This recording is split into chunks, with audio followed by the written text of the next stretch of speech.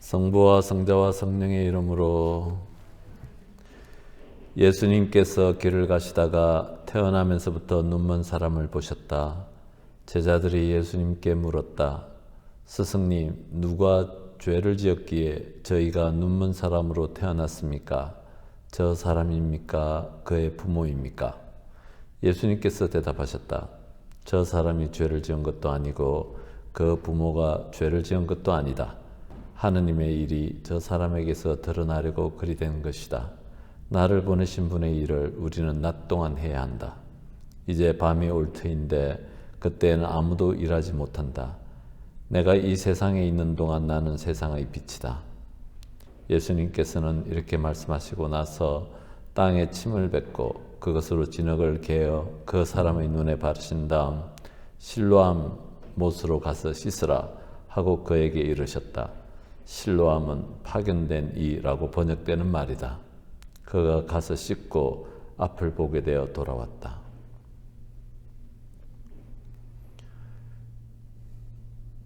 자비로우신 주님, 태생서구경의 이야기를 통해서 저희들이 영적으로 눈을 뜰 수 있도록 이끌어 주시고, 또 태생소경처럼 역경 가운데서도 신앙이 자라나는 그런 삶을 살아갈 수 있도록 이 시간 축복해 주시고 함께 해 주십시오. 우리 주 그리스도를 통하여 비나이다. 성부와 성자와 성령의 이름으로 아멘. 네, 오늘 우리 흔히들 태생소경을 치유해 주신 이야기 우리가 이제 또 한번 나눠 보겠습니다. 우선은 그 성서 안에, 복음 안에 예수님께서 5번 정도 소경을 치유해 주시고 눈을 뜨게 하시는 이야기가 있는데, 구약 성경 어디에도 인간이 소경의 눈을 뜨게 했다는 이야기는 없습니다. 그러니까 하느님만이 하실 수 있는 일인 것이죠. 그래서 복음서 안에 예수님께서 특별히 그 소경의 눈을 뜨게 한다는 이야기가 많이 이렇게 나옵니다. 그래서 이 이야기는 초막절에 있었던 빛의 예식과 연결되어져 있는 거죠. 이 세상의 빛이시다라고 말씀하시고 바로 이어서 소경의 눈을 뜨게 하시는 이야기하고 밀접하게 연결되어져 있습니다. 그리고 또 이 이야기는 요한복음에 나오는 7개의 표징 가운데서 6번째 표징입니다. 그러니까 계속 반복해서 설명드리지만 요한복음은 기적이라는 단어를 의도적으로 쓰지 않고 표징이라는 단어를 쓰는데, 표징이라는 말을 쓸 때는 그 밑에 함축되어진 것을 의미를 파악하도록 우리를 초대하는 말입니다. 그래서 예수님께서 소경의 눈을 떴다는 단지 그 표면적인 그것만이 아니라 그것이 함축하고 있는 것들, 즉 예수님께서 참된 생명의 빛이심을, 예수님을 만났을 때 우리가 그 참된 빛을, 광명의 세계로 나아갈 수 있다는 것을 의미하는 것이죠. 그래서 우리 신자분들이 그냥 그 예수님께서 기적을 통해서 이 사람의 눈을 뜨게 했다라고만 거기서 머무는 것이 아니라 더 깊이 나아가서, 한 발짝 더 나아가서 그것이 의미하는 것, 예수님과의 만남, 예수님 안에서 새로 태어나는 것들, 이런 것들이 다 이 함축되어져서 있고, 이것이 요한복음이 우리에게 전해주려고 하는 참된 뜻이다라는 것이죠. 그래서 이 이야기를 통해서 얘기하는 것은 예수님이 하느님의 아들이시며 메시아라는 사실을 드러내면서 동시에 그분을 거부하는 이들은 영적으로 소경이라는 메시지를 전달한다는 것이죠. 그래서 예수님을 거부하는 것들, 그리고 예수님을 맞아들이는 이런 태도들, 이런 것들이 이렇게 대비가 되는 것입니다. 예수님을 거부하는 태도들 가운데 예수님을 그냥 표면적으로만, 슈퍼피셜하게만 알아듣는 것도 들어가는 것입니다. 예수님을 깊이 만나는 것, 예수님을 만나도 알아보지 못하고 표면적으로만 알다가 예수님을 떠나간 사람들이 복음서 안에서 계속 반복해서 강조되고 있는 것입니다. 예.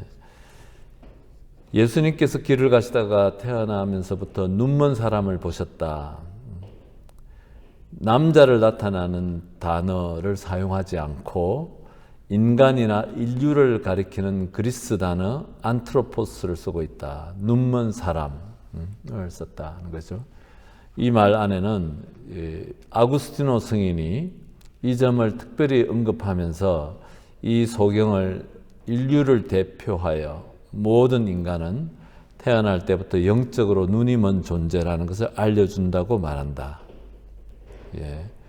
그러니까 이 태생 소경은 단지 한 남자가 아니라 인류를 뜻하는 단어 또는 인간을 뜻하는 단어를 써가지고 특별히 복음서가 강조했다는 것은 우리 모두를 대표하는 사람, 영적으로 눈먼 사람이었다가 태어날 때부터 영적으로 눈멀었다가 예수님 안에서 예수님을 만나면서 눈을 뜨게 됐다는 것이다. 것이죠. 그래서 인간은 세례성사를 통해서 영적으로 눈을 뜨게 된다라고 이렇게 얘기합니다. 그렇게 얘기하면서 그 로마의 성지순례 가시면은 그 지하 그 무덤 있죠? 카타콤베라고 이렇게 발음하는데 그곳에 가면은 이 세례식과 관련된 그림, 세례식과 태생소경과 관련된 그림이 7개나 그려져 있다는 것이죠. 그러니까 이 박해시대 때, 로마의 박해시대 때 세례성사하고 그 다음에 이 태생소경, 소경이 눈을 뜨는 이야기가 긴밀하게 연결되어진 것으로 이렇게 초대교회는 인식을 했던 것 같다라고 이렇게 얘기하시는 것이죠. 그래서 이 세례성사는 예수님의 세례성사를 나타내는 그 오래된 이콘들을 보면은 그러니까 막 최근에 그려진 그런 그림들이 말고 옛날 오래된 이콘들 좀 권위 있고 좀 이렇게 깊이 있는 이콘들을 보면은 예수님께서 세례성사 때 무덤에서 나오시는 그런 그림 그 이콘들이 있어요. 그러니까 이 세례 그냥 물에서 이렇게 있는 것이 아니고 금컴한 땅속 무덤에서 나오는 그런 이콘들이 이렇게 여러 개 이렇게 찾을 수 있습니다. 그래서 그 얘기하는 것은 그 어둠에서 또는 죽음에서 새롭게 생명으로 나아가는 것이고 빛으로 나아가는 것을 상징하는 것이죠. 그래서 우리의 세례들도 좀 그러한 것이 있는 것이죠. 그래서 예수님의 세례에 참여하면서 어둠에서 또는 죽음에서 빛과 생명으로 나아가는 그 이미지가 있는 것인데 그래서 이 초대교회 때 카타콤베에서 발견되어지는 그 이 세례성사와 또 소경이 눈을 뜨는 이야기 그림이 같이 이렇게 세례성사 안에 그려져 있다는 것은 의미심장한 이야기입니다. 그냥 세례성사가 그냥 가톨릭 신자가 되는 하나의 예시가 아니고 또 우리가 다 이론적으로 너무나 다 잘 아는 새로운 생명으로 태어나는 것인데 바로 어둠에서 빛으로 죽음에서 생명으로 이렇게 나아가는 것이겠죠. 예. 그 누가 이렇게 적어놓았던 글이 기억이 납니다. 할례와 세례의 차이점. 할례는 이스라엘 사람들이 태어나서 남자아이들이 8일 안에 받아야 되는 그 이제 할례식이 있는 것이죠. 그래서 그 할례를 통해서 하느님 백성이 되는 것인데 이것은 결과적으로 선민사상, 나와 너희들과를 구분하는 배타적인 그런 성격을 가졌다고 하면은 세례식은 오히려 그것을 깨는 나와 너, 우리와 너희를 구분하는 이 벽을 깨고 모든 인류에게 봉사하는 삶, 모든 인류에게 사랑과 연민을 전하는 그런 삶을 살도록 초대한다라고 누가 그 전에 이렇게 적었던 것을 기억을 합니다. 그래서 이 세례로 우리가 새로 태어나는 것, 어둠에서 빛으로 나아가고 죽음에서 생명으로 나아가는 삶이 우리가 얼마나 은총의 초대를 받았는지 우리가 알 수 있겠습니다. 저는 이 부분을 생각하면서 그 전에 타이완에 있을 때 우리 1917년생 우리 신부님이 기억이 났어요. 지금도 아주 지금은 많이 쇠약해지셔서 휠체어 이렇게 타고 다니시더라고요. 그래서 그 신부님, 그러니까 그분에 관한 조그마한 동향은 다 저한테 보고가 들어옵니다. 신자들 사진 찍어서 오고, 워낙 존경받고 사랑받는 신부님이신데, 제가 타이완에서 본당 신부 있을 때 그때도 거의 99세 만으로 뭐 이런 연세셨거든요.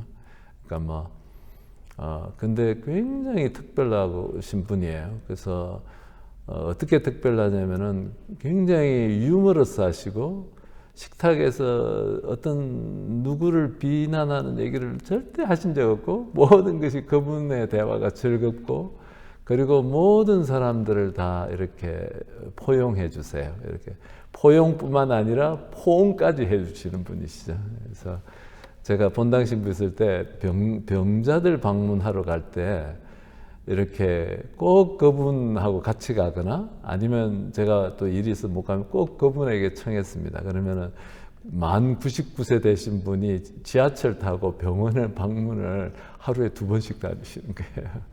네, 가셔서 타이완은 여기보다도 한국보다도 훨씬 더 어느 병자들 방문 가면 다 신자분들 아닌 집들이 대부분이에요. 그래서 가족들은 거의 다 아니다라고 보고 심지어는 그냥 전혀 가족 중에 신자 한 분도 없는데 친구가 그냥 신부님 초대해서 좀 기도해 달라고 해서 가는 경우가 태반입니다. 그래서 이렇게 갔을 때 그 신부님이 가시면은 그냥 그 할아버지, 할머니, 아들, 손자들까지 그래 봤자 할아버지, 할머니 해봤자 한 70, 80 되셨잖아요. 다 껴안고 양쪽에 안에 뽀뽀하고 이렇게 하는 그 위로의 그 사도직은 그분이 최고인 거예요. 그러니까 누구도 따라갈 수 없는 그 삶의 깊이에서 오는 그러니까 신앙이 있건 없건 간에 그분의 따뜻함을 이렇게 다 전달받는 것이죠. 갑자기 그 생각이 났습니다. 우리가 세례를 통해서 받은 사명이 그냥 천주교 신자가 되고 미사에 참석하고 영성체 할 수 있고 정도가 아니고 나아가서 너와 나를 구분하고 또 우리와 너희들을 구분했던 그 벽을 깨고 그래서 모든 사람들에게 사랑을 전하고 그 다음에 이 형제를 전하는 그런 삶으로 초대받는 자리가 바로 세례성사인 것이죠. 그래서 이 세례성사를 통해서 이 어둠에서 자기의 욕망, 자기의 욕심 안에 갇혀서 자기밖에 바라다보지 못하는 삶에서 우리가 새롭게 태어나는 그런 것이다. 그래서 이 남자인 이 태생소경을 안트로포스라는 그 인간을 의미하는 단어를 의도적으로 선택적으로 요한복음은 선택했다는 것. 우리 모두를 대표하는 예수님 안에서 눈이 뜨이고 새로운 삶으로 나아가고 이것이 세례성사와 관련되어졌다라고 우리 초대교회는 정언하고 있는 것이죠. 예수님께서 길을 가시다가 태어나면서부터 눈먼 사람을 보셨다. 예수님께서 눈먼 이를 먼저 이렇게 보시고 다가가신다. 버려져 있는 상태에 있는 영혼, 어디서 어떻게 시작해야 할지도 모르는 영혼에게 다가가셔서 구원의 손길을 내미신다. 사마리아 여인에게도 그랬고 38년 동안 배짜탑 묵가에 누워있던 병자에게도 이렇게 예수님은 연민의 마음으로 이렇게 다가가신다. 예수님께서는 2000년이 지난 지금도 우리에게 다가오시고 또 우리 주위에 도움이 필요한 사람들에게 끊임없이 이렇게 다가오십니다. 다가오시는데 우리 주위 사람들을 통해서 다가오시고 또 교회를 통해서 다가오시고 또 여러 사건들을 통해서도 우리에게 다가오시고 우리의 마음에 녹화하시는 것이죠. 근데 단지 우리가 정신없기 때문에 바쁘기 때문에 시집가고 집을 사러 가고 장사하러 가서 초대를 거절했던 사람들처럼 우리 자신들이 너무 바쁘기 때문에 이 다가오시는 예수님에게 우리의 마음을 열어드리지 못하는 것이고, 그래서 우리 요한 묵시록의 3장에 보면은 문 밖에 서서 예수님께서 문을 두드리시는, 계속 이렇게 우리의 마음의 문을 두드리고 계신다. 근데 들어가고 싶지만 우리가 문을 열어드리지 못하는 그 이미지 기억하시면 좋겠습니다. 영국의 어느 화가는 그것을 요한복음 3장에 나오는 그 이미지를 그릴 때 그 그림 안에 밖에서는 열 수 없는 문고리가 없고 안에서만 열어야지 들어갈 수 있는 문을 그렸어요. 그래서 우리가 이렇게 늘 성령을 통해서 예수님께서 우리에게 다가오시는데 우리가 그분께 마음의 문을 열어드리지 않는다. 그래서 이 예수님께서 이 소경에게 먼저 다가가셨다. 버려진 영혼에 있는, 어떻게 시작해야 할지 모르는 영혼, 헤매는 영혼에게 예수님께서 먼저 다가가셨다. 누가 죄를 지었기에 눈먼 사람으로 태어났습니까? 당시 유다인들은 눈먼 사람을 죄인이라고 생각했고 저주받은 존재로 취급했다. 눈먼 사람들은 하느님의 말씀을, 성경을 읽을 수가 없고, 그래서 그 죄인으로 취급을 받았던 것이죠. 그래서 제자들이 부모의 죄인지 또는 자신의 죄 때문인지를 묻는데, 이런 태도들은 그 당시 유다인들 사회 안에서 또는 근동 사회 안에서 이렇게 만연했던 그런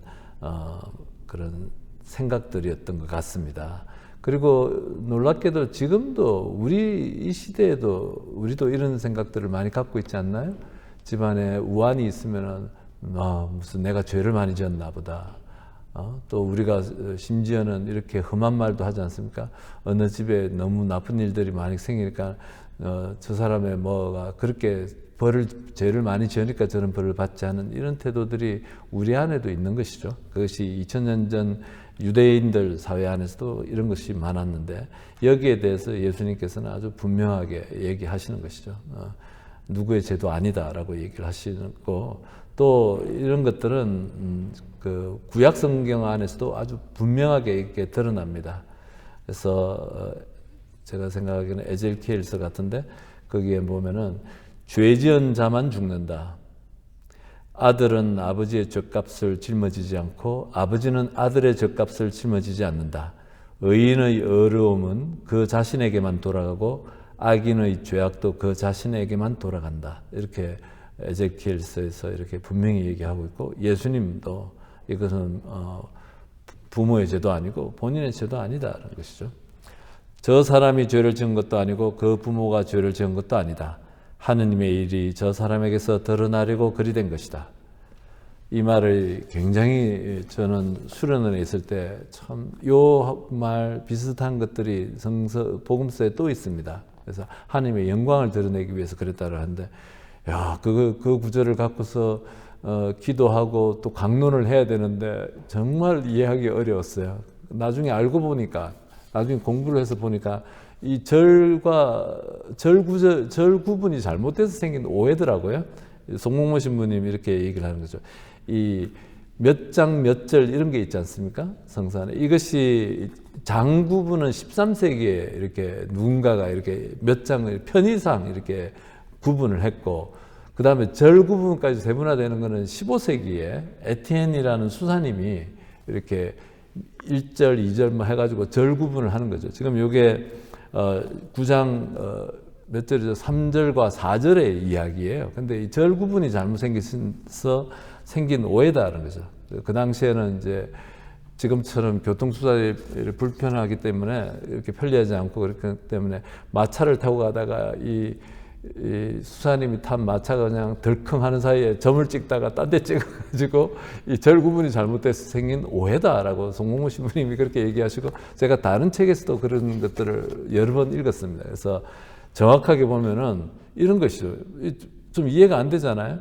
하느님의 일이 저 사람에게서 드러나려고 저 사람이 눈먼 봉사가 됐다. 그러면 이게 하느님은 인간의 고통을 자기의 영광을 위해서 이용한단 말이야? 우리 이렇게 오해할 수도 있잖아요. 하느님의 영광을 위해서 누가 저렇게 병들어야 된다는 말이야?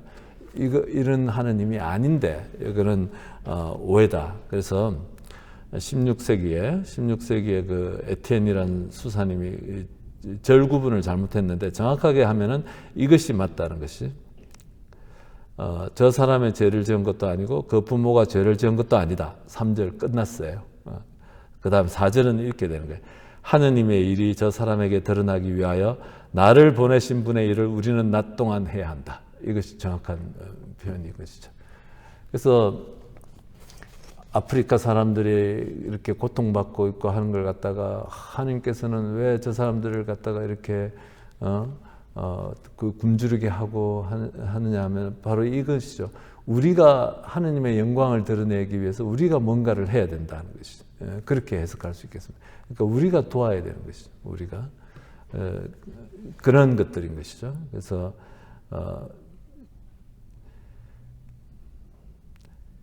하느님의 뜻은 인간과 세상을 돌보심으로써 당신의 영광을 드러내는 것이지, 인간을 불행하게 만들고 세상을 황폐하게 만든 다음에 당신의 영광을 드러내는 그런 하느님 아니시다는 거예요. 처음부터 끝까지 굉장히 자비롭고 무한한 자비와 연민을 갖고 인간의 고통을 마음 아파하셨던 예수님을 통해서 드러나는 하느님 사랑은 그러한 하느님을 상상할 수가 없는 것입니다. 그래서 이런 그 하느님의 요 절 구절이 절 구분이 잘못되어서 이렇게 생겨나는 오해에 대해서 우리가 좀 봤고요. 예수님은 고통의 원인에 대해서 답하지 않으십니다. 제자들이 물었어요. 부모의 죄입니까? 저 사람의 죄입니까? 라고 하니까 아니, 그 고통의 원인에 대해서는 함구하셨다. 예수님은 고통의 문제를 해결하려고 이 세상에 오신 것이 아니고 그분은 죄와 죽음의 문제를 해결하기 위해서 오셨다.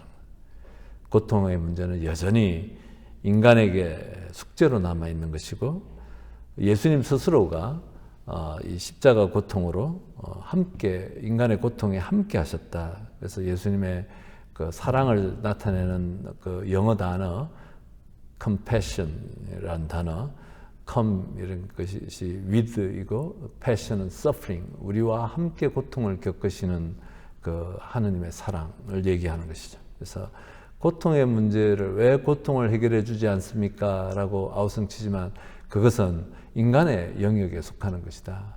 단지 예수님께서는, 하느님께서는 아드님을 통해서 그 고통의 그 극한까지 가는 그 삶을 사시면서도 하느님을 바라다보고 사랑을 잃지 않는 예수님을 우리에게 보내주심으로 해서 우리가 이 고통을 그분과 함께 겪을 수 있게 됐다는 것이죠. 예전에 그 독일에서 번역되어진 그 사도신경의 그 구절 번역 안에 저승에 가시어 사흘 만에 죽은 이들 가운데서 부활하시고를 저승이 지옥에 가시어 사흘 만에 부활하시고로 번역됐다. 이 말은 무슨 말이냐면 예수님께서 정말 지옥의 맛을 보셨다라고 해석할 수 있어요. 정말 최악의, 예수님은 인간이 겪는 모든 경험들, 밑바닥에 떨어질 수 없을 만큼 그 깊은 수렁 속에 빠져서 사흘 만에 그 지옥에서 본인이 부활하셔가지고 우리에게 그 지옥에서 우리를 구원할 수 있는 그 능력을 가지고 우리에게 다가오신다는 것이죠. 그래서 예수님께서의 고통은 그냥 한번 하느님의 아들로서 그냥 보여주듯이 한 그렇게 보여주기식의 그런 고통이 아니라 실제로 겪으신 고통이라는 것. 그래서 그분을 우리가 참 인간이라고 고백하는 것입니다. 그래서 예수님은 십자가 고통으로 인간의 고통에 함께 하신다.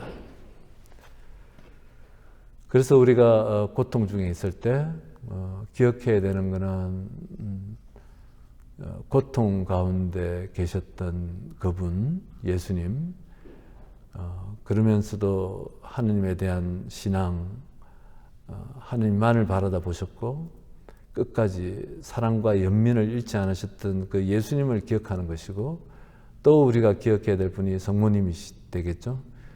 그 아드님 못지않는 그런 고통 가운데 계시면서도 끝까지 그 고통을 바라다 보시면서 하느님께 대한 신앙을 잃지 않으시고 또 주님께 모든 걸 맡겨드렸던 그 신앙들이 우리에게는 가장 큰 복음이 될 것입니다. 이 내가 고통 중에 그 두 분을 기억을 할 수 있다면 그것이 복음이 되는 것입니다. 그래서 이제 기혼샘과 실로암 못, 그러니까 예루살렘에는 두 개의 못이 있는데, 큰 연못이 있는데, 거기는 이스라엘 전체가 다 그런데 이 물이 아주 귀한 땅이죠. 물이 아주 귀한 땅입니다. 그래서 제가 한 4, 5년 전에 성지순례 혼자 가서 거기 예수의 공동체에 있었을 때 한 2주 동안 묵으면서 그분들의 수업, 이렇게 그 이스라엘 근현대 역사 수업이 있어서 예수의 신부님이 강의를 하셔서 청강하러 들어오라고 그래서 들어갔더니 이스라엘의 근현대사를 이렇게 한 이틀에 걸쳐서 강의를 하시는데, 들어보고 현대 이스라엘에 벌어지고 있는 그 굉장히 심각한, 우리는 전혀 잘 모르지만 문제 중에 하나가 물 문제예요. 물을 차지하기 위해서 이스라엘 사람들, 유대인들과 팔레스타인 사람들이 같이 살잖아요. 거기에 그러니까는 사는 지역이 달라요. 그런데 이스라엘 사람들이 점점 땅을 차지하고 물 있는 데를 차지하고 거기를 갖다가 차지하면은 같이 살지 않기 때문에 이스라엘 도시들 간을 연결하기 위해서 도로를 건설하고 벽을 쌓아요. 그러면은 그 옆 동네 시집간 딸이 살고 있잖아요. 팔레스타인 사람들은. 근데 갈 수가 없어. 중간에 도로가 생겨가지고 막혔어요. 그냥 넘어갈 수 있는 도로도 아니에요. 거기는. 그러니까는 비자를 받아서 가야 되는데 이런 문제를 얘기하셨는데, 그 2000년 전에도 그렇고 지금도 그렇고 이스라엘은 물이 굉장히 귀한 땅입니다. 그래서 여기 두 개의 연못이 있는데, 기혼샘이라는 것은 성 밖에 있었기 때문에 외부에 포위를 당하면은 쓸 수가 없어서 이제 이 실로암 못을 성 안에 이렇게 쌓았는데, 만들었죠. 새로 만든 실로암 연못이 있는데, 이조차도 이제 약간 예루살렘의 언덕에 있으니까 한 550m 정도를 내려가는 가파른 길에 있어요. 그래서 이렇게 저도 거기 가봤는데, 거기에 가서 실로암에 가서 이제 이렇게 눈을 씻게 하는 것이죠. 근데 실로암이라는 뜻이 파견받은 이라는 뜻이다. 그러니까 이 요한복음에서 예수님은 무려 17번이나 파견받은 이로 불린다. 예수님 스스로를 자기가 파견받은 이라고 소개를 하시는 것이죠. 그런데 그러면 이렇게 되는 거죠. 소경은 파견되어 이 세상에 오신 예수님에 의해 파견된 이라는 뜻을 가진 실로암 못에서 눈을 뜨게 된다. 파견이라는 단어. 요한복음의 전체 큰 픽처는 예수님께서 하느님과 함께 하시면서 파견되어서 이 세상에 오셔가지고 우리에게 참된 생명과 참된 빛을 삶을 우리에게 보여주시고 우리가 따를 수 있도록 해주시고 다시 돌아가시는 것이죠. 그래서 그분은 파견되신 분이시다. 요한복음에서 아주 중요한 단어입니다. 그래서 근데 이 단어가 예수님만을 의미하는 것이 아니고 우리 자신들도 파견되어졌다는 것을 강조하는 것이에요. 우리가 여기 지금 아틀란타에서 이제 정주해가지고 살고 내 삶은 여기고 막 이렇게 우리는 정주해서 사는 것이잖아요. 근데 우리도 결국은 가져갈 것 하나도 없는 우리 정말 이 세상의 손님으로 순례자로 와서 이렇게 순례를 마치고 나서 하느님께 돌아가는 그런 우리 이상을 갖고 있는 것이죠. 우리의 신앙을 갖고 있는 것입니다. 이것과 관련해서 조금 더 말씀드리면은 이스라엘 백성들이 그 모세의 인도로 이집트를 탈출해 가지고 그 사막 40년의 사막에서 끊임없이 모세에게 불평하고 먹을 거 달라, 마실 거 달라, 고기 달라, 또 뭐 계속 싸우고 이렇게 하면서 불평하고 또 못 간다. 왜 우리를 끌어냈느냐라고 불평하고 계속 끊임없는 불평의 40년이었습니다. 하느님께서는 이스라엘 백성들이 계속 어딘지 모르게 불기둥으로 인도하셔서 어디론가 끊임없이 가기를 바라신 거죠. 그것을 이제 복된 젖과 꿀이 흐르는 땅으로서 가는 것이죠.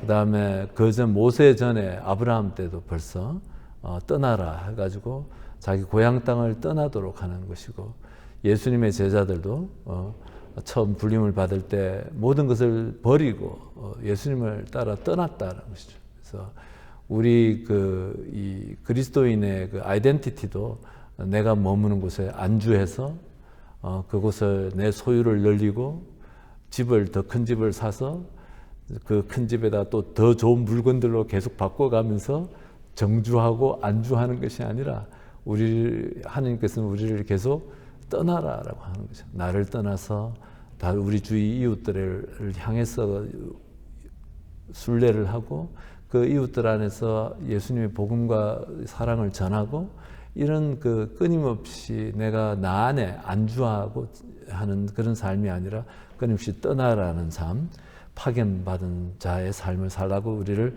초대하시는 것입니다.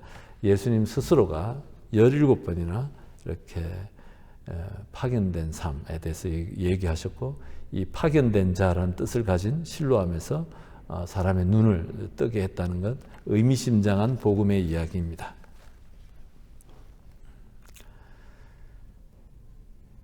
왜 그 자리에서 고쳐주지 않으셨는가? 말씀드렸듯이 550m 정도를 굉장히 소경이 눈에 진흙을 바르고 내려가기가 굉장히 불편한 길이에요.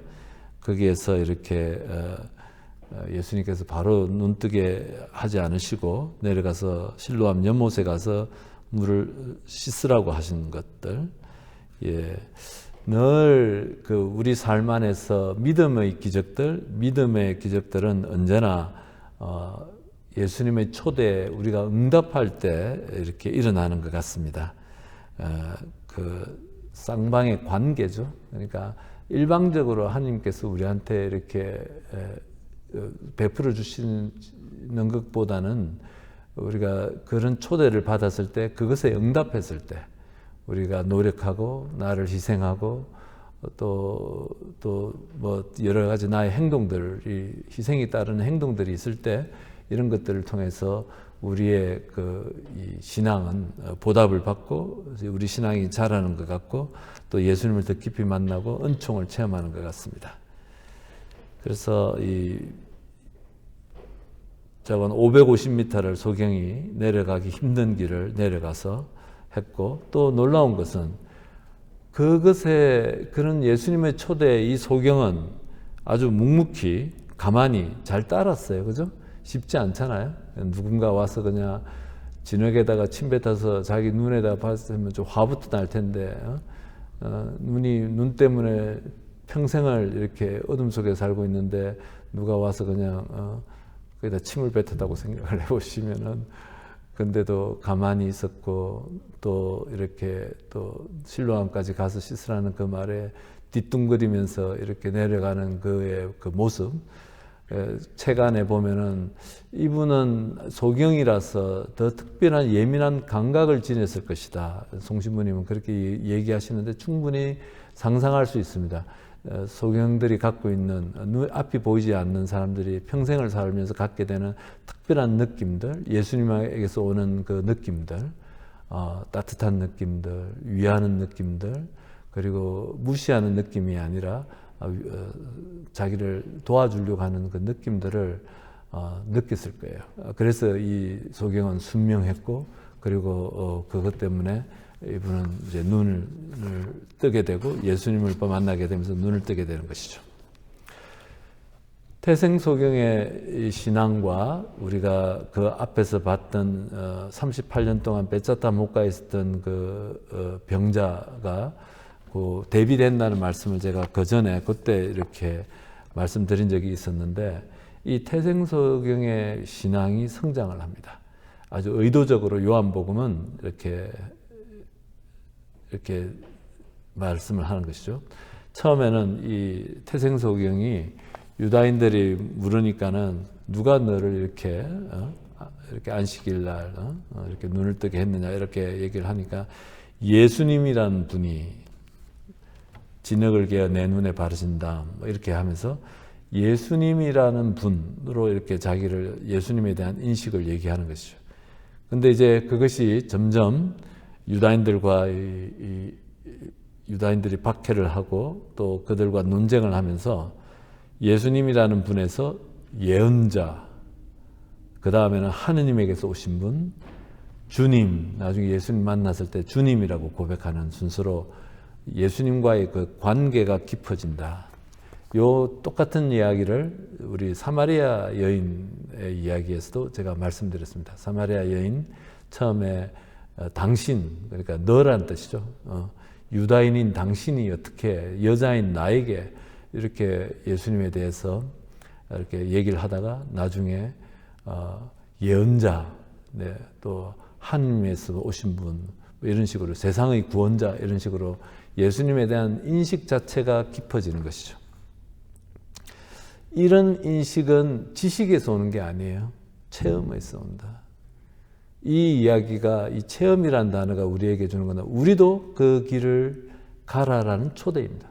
요한복음은 우리도 더 깊은 예수님과의 인식으로 초대를 받는 것이죠. 그냥 하느님의 아드님이라는 우리가 세례받을 때 들었던 그 호칭 말고 정말 내 안에서 정말 나의 주님이고 나를 비추시는 빛이시고 나를 어둠 속에서 구원하시는 구세주이시고 이런 것들을 내 삶 안에서 내 신앙 안에서 계속 체험해가고 깊은 인식으로 나아가도록 하는 요한복음의 간절한 바람인 것이죠. 그래서 이걸 반복하는 거예요. 지금 계속 반복되는 주제잖아요. 요한복음뿐만 아니라 모든 복음이 그렇고 더 나아가서 모든 성서가 주님을 내가 더 깊이 만남 안에 그게 제일 중요한 것이죠. 그것이 핵심인 것입니다. 그래서 그렇게 초대를 하는 것입니다. 이제 이런 것들이 예수님에 대한 이런 그 깊은 인식이 우리에게 참 부족한 것이죠. 그래서 이렇게 좀 더 깊은 인식으로 나아가기 위해서는 기도 생활이 바뀌어야 된다. 기도 생활을 좀 더 이렇게 이 말씀의 빛으로 비추고 그분께서 하시는 말씀에 경청하고 또 그 경청하면서 내 삶 안에서 일어나는 일들과 느낌과 내 감정들을 그분께 알려드리고 또 그것에 대해서 그분이 하시는 말씀을 또 듣고 이렇게 하면서 그 관계라는 것은 깊어지는 것이고 그 안에서 내가 힘을 얻게 되는 것이고 주님이 정말 예수님이 주님이심을 나의 구세주이심을 우리가 체험적으로 알게 되는 것이죠. 그런데 이런 것들이 아니고 그냥 우리가 아무리 좋은 것도 계속 그냥 형식적이 될 때는 내용이 이렇게 살아있지 않고 할 때는 그것이 죽은 것이 되어버리는 거죠. 미사도 저는 마찬가지라고 생각해요. 미사가 아무리 거룩하고 좋은 것이라 하더라도 이 안에서 그냥 형식적으로 의미 없이 내가 습관적으로만 참석하는 그 미사라면은 그거는 딱딱하게 굳어버리는 것이죠. 그 안에서 중요한 것은 스피릿이에요. 그 스피릿들이 끊임없이 살아있으려면은 내가 그 예수님에 대한 마음을 열어드리면서 나를 매일매일 인도하시는 그 성령께 열려진 태도들이 필요한 것이라고 생각이 됩니다. 그래서 신앙은 정체되어 있는 것이 아니라 신앙에는 움직임과 성장이 있다. 이렇게 송봉무 신부님 얘기하시는 것이죠. 반복되는 얘기입니다만 요한복음에서는 믿음이란 명사를 사용하지 않고 동사만 거의 100번을 사용을 한다. 믿음은 끊임없이 성장하는 것이고 성장해야 하는 것이기 때문이다. 그러죠. 그런데 신앙이 성장하기보다는 신앙이 익숙해지는 사람이 더 많다. 이렇게 송봉무 신부님이 얘기죠. 신앙이 성장이 아니라 신앙이 그냥 익숙해지는 사람이 더 많다. 시간이 흘러 교회 생활이나 전례에 익숙해진다. 그렇다고 신앙이 성장하는 건 아니다라고 하는 거죠. 시간이 지나면서 예수님을 닮아가고 더 굳건한 믿음을 보이는 사람은 성숙한 신앙인이다. 그런데 이제 익숙해지기만 하고 된다. 그래서 그 전에 자고 신앙의 단계에서 얘기할 때 church goer, 그러니까 성당에 열심히는 다니긴 하는데 그 안에서 이제 그 내적 스피릿이 자라지 않기 때문에 이렇게 그 낮은 단계에 있게 되는 신앙에 대해서 한번 그 전에 얼핏 말씀드린 적이 있는 것 같습니다. 자, 이래서 이제 결국은 우리가 어제 저녁에 주교님과 함께 아틀란타 교구의 평신도들 몇 분들이 이렇게 모여서 각 본당의 뭐 대표들 이렇게 와서 이제 그 주교 시노드, journeying together, 함께 하는 여정에 대한 이렇게 그런 함께하는 그런 시간이 있었습니다. 저희 성당에서 사목회장님이 가셨는데 갔다 오셔서 이렇게 얘기를 하는데 이렇게 놀란 것은 너무 적은 사람이 왔다. 한 20명 정도 이렇게 왔다. 왜 교회가 이렇게 뭐라 그럴까요? 평신도들이 참여하지 않고 참여하지 않는 것이 아니라 참여하지 못하고 자고는 어찌 됐든 간에 이렇게 굉장히 소극적인 신앙을 갖게 됐을까? 또 거기 참석했던 대부분이 연로하신 분들이시고 이런 것이죠. 저는 여러 가지 이유가 복합적으로 있겠지만은 결국은 우리가 그 예수님과의 더 깊은 만남 안에서 우리 신앙의 원천이거든요. 그것에 대한 깊은 투신이었기 때문이라고 나는 생각해요. 거기서 그 체험에서 예수님과의 더 깊은 체험에서 사명감도 생겨나는 것이고 공동체도 생겨나는 거예요. 그 안에서 우리가 공동체를 보게 되는 것인데 이런 것이 없어지면은 이렇게 안 되는 것이겠죠. 예, 종교법정으로 끌려가는 태생소경에 이제 그래가지고 이제 이 소경이 눈을 뜨고 나서 이제 유다인들의 법정에 이렇게 끌려가는 것이죠. 왜냐하면은 그날 이 사람은 평생 처음으로 눈을 떴는데 그날이 참 운이 없게도 안식일이었어요. 그래가지고 죄를 범했다는 안식일 날 일을 했다는 그 때문에 그 예수님께서 일을 하신 거죠. 그 예수님에 대한 그 정언을 갖다가 나쁜 정언을 받아내기 위해서 유다인들의 지도자들이 이 태생소경을 이제 그 법정으로 데리고 간 것입니다. 예수님이 안식일법을 어겼다는 정언을 받아내기 위해서 했다. 유다인들의 율법주의적인 그런 태도들 우리가 계속 복음서 안에서 반복되는 것인데 이거는 요한복음뿐만이 아니라 모든 공간복음에서도 계속 얘기하는 거죠. 율법주의적인 신앙의 태도. 그런데 우리의 신앙도 다 조금씩 다 있어요. 우리 안에도 이런 율법주의적인 태도들이 있습니다. 저한테도 있고 어떨 때는 사랑과 연민보다 어떤 율법주의적인 이런 것들을 내세울 때도 있습니다. 늘 의식하고 있고 주의하려고 하지만 또 그럴 수밖에 또 없는 그럴 때도 있더라고요. 그래서 이런 것들이 우리 각자에게 다 있는 모습인데, 근데 이제 우리 안에 예수님의 사랑과 연민으로 채워지지 않으면은 그 자리에 우리의 신앙의 자리는 습관, 율법주의적인 그런 태도들이 다시 다 차지하게 됩니다. 남을 도와주고 연민으로 느끼고 남의 아픔에 공감하기보다는 단죄하고 판단하고 맞고 틀린 거 따지고 이건 이래야 되고 저건 저래야 된다는 그런 태도들이 대신 자리 잡게 되는 것이죠. 그래서 다시 강조하지만 가능한 한 사람을 살릴 수 있는 그 생명의 주님, 사랑의 원천이시고 생명의 원천이시다라고 하는데 우리가 생명의 원천이신 주님을 고백할 때는 그 사람을 살리시는 예수님이시죠. 사람을 살리시는 하느님. 우리도 똑같이 사람을 살리도록 가능한 한 살리도록 노력을 해야지 죽이는가 아무리 그 사람이 죄를 지었다 하더라도 살리려고 노력하는 그 태도들 그게 우리가 생명의 원천이시고 사랑의 원천이신 주님을 고백할 때 우리가 다 같이 기억해야 되는 우리 신앙의 태도입니다. 예. 그리고 이제 9장 15절에부터 34절까지는 아주 길고 딱딱한 논쟁적이고 아주 지루한 이야기가 이제 반복된다. 왜냐하면 이 태생소경과 유다인 지도자들과의 논쟁들이 일어나는데 참 너무 재밌었던 것은 송봉모 신부님이 이렇게 얘기를 하셔요. 하지만 초대교회는 이 이야기가 하나도 지루하지 않고 하나도 이렇게 이렇게 딱딱하게 느껴지지 않았을 것이다. 왜냐하면 이 이야기는 곧 그들의 이야기였기 때문이다라는 것이죠. 왜냐하면 이 요한복음서가 쓰여지는 것이 90년, 어떤 분들은 95년, 더 늦게 얘기하시는 분들은 100년까지도 이렇게 얘기를 하시는 분이 계시죠.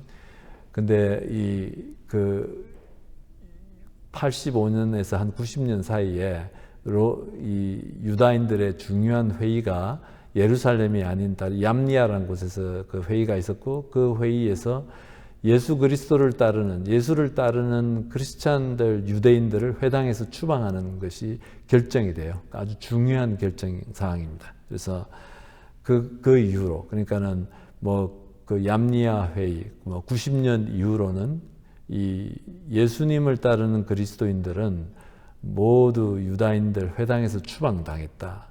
그러니까 지금 이 회당에서 추방당하는 이 태생소경의 이야기가 곧 그들의 이야기였다. 그리고 그들 앞에 서서 떳떳하게 자신 있게 신앙을 증거하고 따지고 하는 이 태생소경이 자기네들을 대변한다고 생각해서 아주 이 초대교회 요한복음의 공동체는 하나도 딱딱하고 지루한 이야기가 아니라 감동을 받고 위로를 받는 이야기였다라는 것이죠.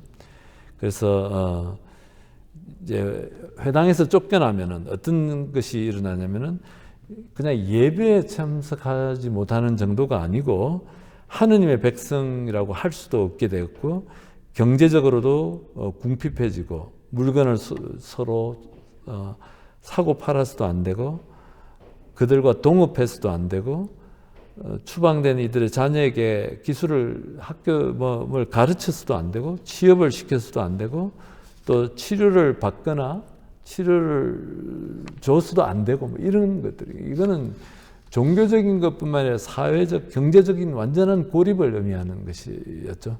그래서 그 사건이 벌어졌을 때 그것을 체험하고 난 다음에 이 태생소경의 이야기가 복음서에 들어갔을 때 요한복음 공동체는 태생소경의 이야기를 통해서 굉장한 위로를 받는다. 앞에 서가지고 그 유다인들 지도자들한테 따지고 당신도 그리스도의 제자가 되고 싶은 것이요 하고 이런 말들이 위로가 됐고 힘이 됐다라는 말이죠. 네. 이렇게 박해를 받으면서 이 태생소경은 신앙이 성장을 했다. 굳건하게. 자관 몇 번 불려가요. 이 소경이 바리사이파 사람들한테 불려가 가지고 우리는 그자가 그 바리사인들이 소경한테 우리는 그자가 죄인임을 알고 있어 하고 말하였다. 그러니까 그래서 더 이상 이제 어떻게 눈 떴는지 뭔지 이런데 바리사이파 사람 그 지도자들은 관심이 없어요. 예수님에 대한 안식일에 일을 했다는 정언을 받아내려고만 거기에만 관심이 있는 것이죠. 그러니까는 무조건 예수님을 죄인으로 만드는 데 목적이 있으니까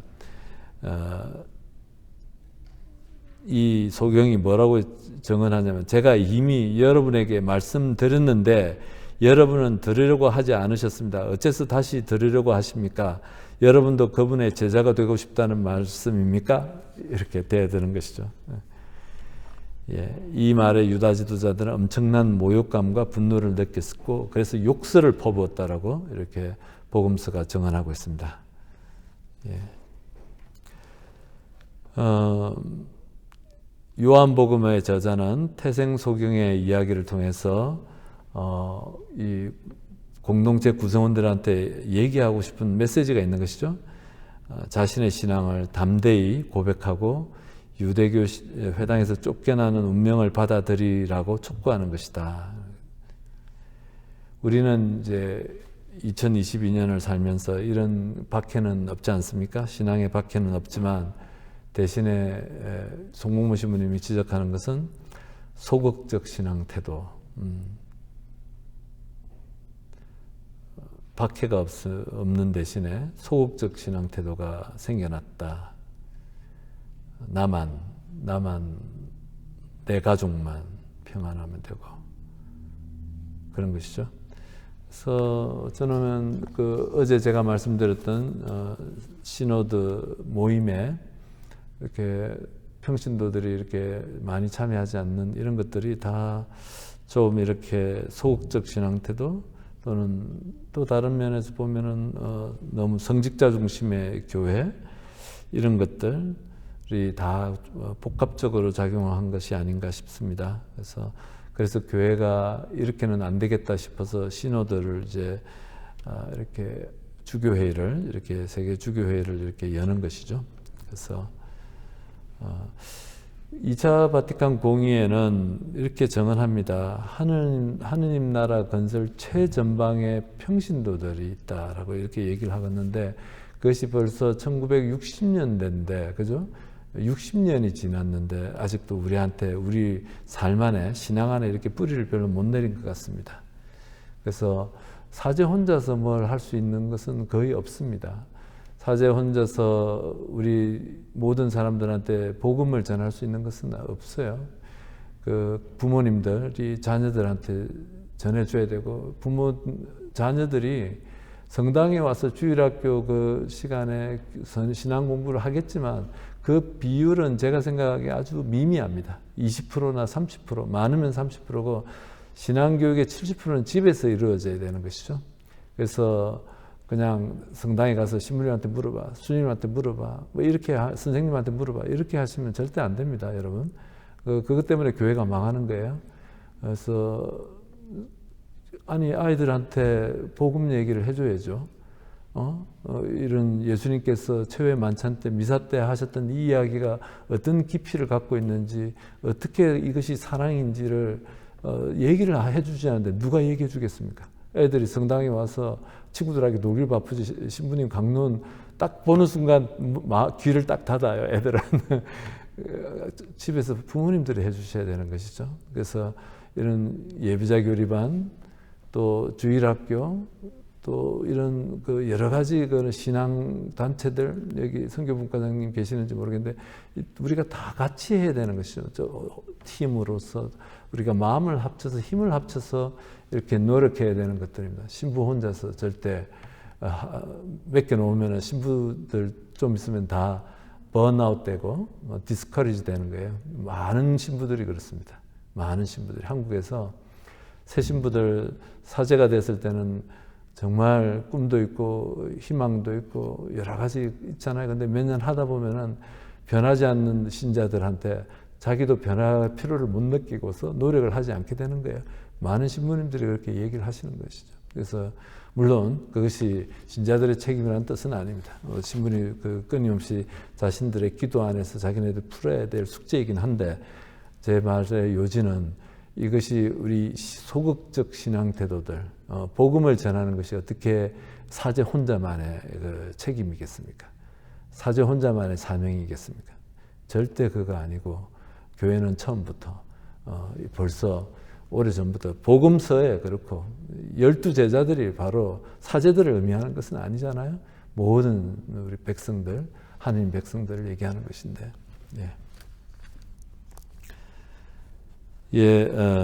예수님께서 이제 마지막으로 너희가 눈먼 사람이었다면 오히려 죄가 없었을 것이다. 예수님께서 바리사이파 사람들, 지도자들, 요한복음이 쓰여질 때는 유다교의 지도자들은 바리사이파밖에 남지 않았습니다. 다 없어져 버렸어요. 대사제들 이런 사람들이 성전 파괴와 함께 다 사라져 버렸어요. 그러니까 바리사이파만 유일하게 남았기 때문에 바리사이파가 지도자들이 되는 것이죠. 그러나 지금 너희는 우리는 잘 본다 하고 있으니 너희 죄는 그대로 남아있다. 죄는 율법이나 윤리 차원에서 지적되는 것이 아니라 그것은 세상의 빛으로 오신 예수님을 거부하는 것, 예수님을 거부함으로써 죄가 그대로 남아 있다는 것이죠. 예. 그래서 예수님을 거부하는 것들, 우리가 많은 사람이 하느님의 가르침에 귀를 기울이지 않는다. 강론도 근성으로 듣고 성경 말씀도 대충 훑어본다. 그러다가 폭풍우가 치고 인생의 폭풍우가 치고 안개가 내리면 어디로 가야 할지 몰라 갈팡질팡한다. 이렇게 송무문 신부님 책에 그대로 제가 인용을 했습니다.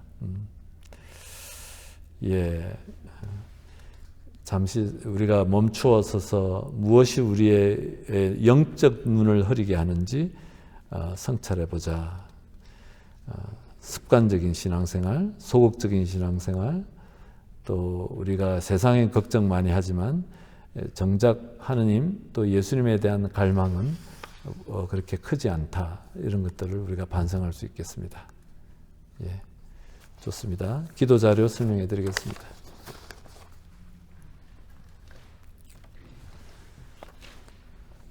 그가 가서 씻고 앞을 보게 되어 돌아왔다. 첫 번째 기도. 네. 아까 말씀드렸듯이 아구스티누스 성인은 모든 인간은 태어날 때부터 영적으로 눈이 먼 존재라고 했습니다.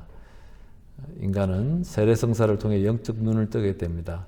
예수님은 도움이 필요한 사람들에게 늘 먼저 다가가셔서 생명을 주시고자 하시지만 언제나 인간 편에서 믿음으로 응답할 때 여러 가지 우리 삶의 기적들이 일어나는 것입니다. 우리의 아픈 곳을 골고루 어루만져 주시는 예수님의 자비와 사랑, 그리고 그분의 손길을 느껴봅시다. 한번 이렇게 관상 기도를 하시면서 예수님께서 그 태생소경의 눈을 진흙을 개어서 침을 뱉으셔서 눈에 발라주시면서 그때 예수님 마음을 한번 느껴보시는 것 권하고 싶습니다. 예수님 안에 무엇이 있는지, 어떤 희망을 가지시고 계신지, 예. 또 우리에게 뭐라고 말씀하시는지 이렇게 기도해 보시기 바랍니다.